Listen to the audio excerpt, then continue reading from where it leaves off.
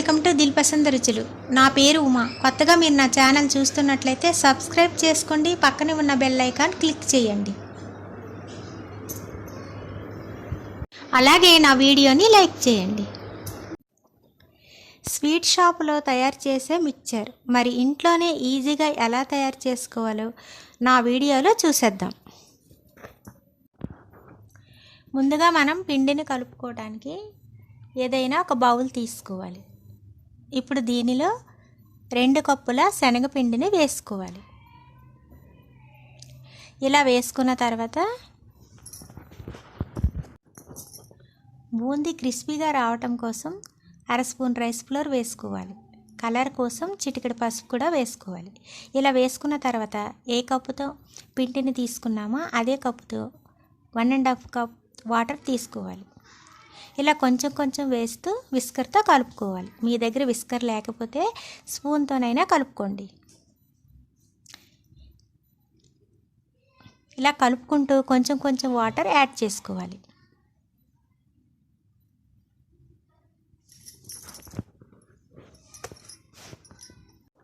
మరపట్టించిన పిండి కాబట్టి వాటర్ ఎక్కువ పట్టిందండి. అదే కొనుక్కున్న పిండి అయితే కొంచెం వాటర్ తక్కువ పడుతుంది.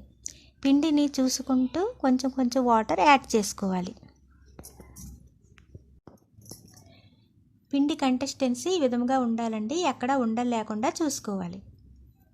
బూందీ వేసుకోవడానికి మీ దగ్గర ఇలాంటి చిన్న చట్ట ఉన్నా పర్వాలేదు, లేదంటే ఇలాంటి పెద్దది ఉంటే ఇలాంటి దానిలో అయితే బూందీ కరెక్ట్గా వస్తుంది. దేనిలోనైనా బూందీ తయారు చేసుకోవచ్చు. ఇప్పుడు గ్యాస్ ఆన్ చేసి గ్యాస్ పైన ఏదైనా ఒక కళాయి పెట్టుకోవాలి. కళాయిలో ఫ్రై చేసుకోవడానికి తగినంత ఆయిల్ వేసుకోవాలి. ఆయిల్ బాగా హీట్ ఎక్కిన తర్వాత మనం కలిపి పెట్టుకున్న పిండిని ఇలా చట్టంలో వేసి చేతితో ఇలా తట్టుతూ ఉండాలి. ఇలా చేయటం వల్ల బూందీ కరెక్ట్గా వస్తుంది.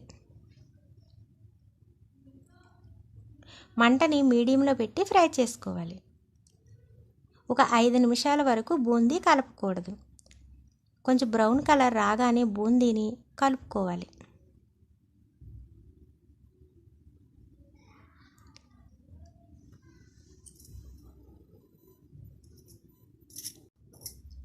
ఇలా బ్రౌన్ కలర్ రాగానే ఒక ప్లేట్లోకి ట్రాన్స్ఫర్ చేసుకోవాలి. బూందీ వేసుకున్నప్పుడు ఆయిల్ బాగా హీట్ ఎక్కి ఉండాలి. బూందీ మొత్తం ఇలాగే తయారు చేసుకోవాలి. పిండిని ఇలా కలుపుకుంటూ బూందీని వేసుకోవాలి. లాస్ట్లో రెడ్ కలర్లో ఉన్న ఫుడ్ కలర్ కలుపుకోవాలి. ఒక విస్కర్తో బాగా కలుపుకోవాలి. ఇప్పుడు వీటిని కూడా బూందీని తయారు చేసుకుందాం. కొంచెం కలర్ఫుల్గా కనిపించడం కోసం నేను ఫుడ్ కలర్ యాడ్ చేశాను. మీకు అవసరం లేదనుకుంటే స్కిప్ చేయండి. ఇలా ఫ్రై అయిన తర్వాత వీటిని కూడా అదే ప్లేట్లోకి ట్రాన్స్ఫర్ చేసుకోవాలి.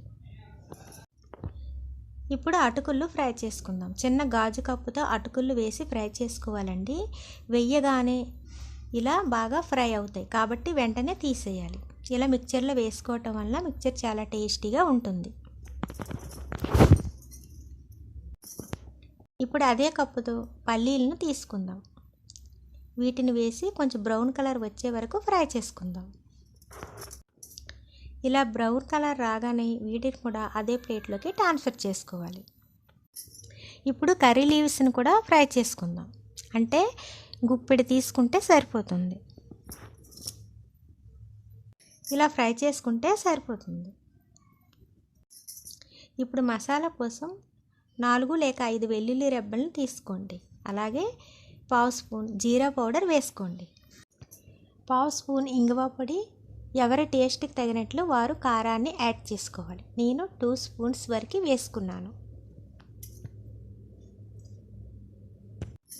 టేస్ట్కి తగినట్లు దీనిలో 1 స్పూన్ సాల్ట్ కూడా యాడ్ చేసుకోవాలి. ఇలా అన్నీ యాడ్ చేసుకున్న తర్వాత వీటిని మెత్తని పౌడర్లా మిక్సీ చేసుకోవాలి.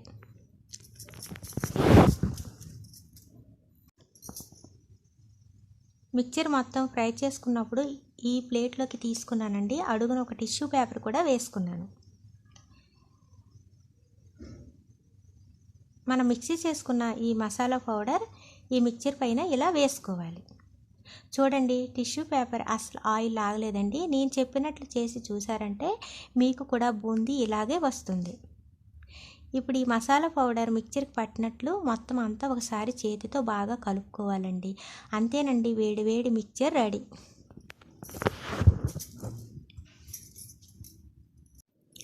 ఒక సర్వింగ్ ప్లేట్ తీసుకొని ఇలా సర్వ్ చేసుకోండి. మరింత ఆలస్యం. నా వీడియో నచ్చినట్లయితే లైక్ చేయండి, సబ్స్క్రైబ్ చేయడం అస్సలు మర్చిపోకండి.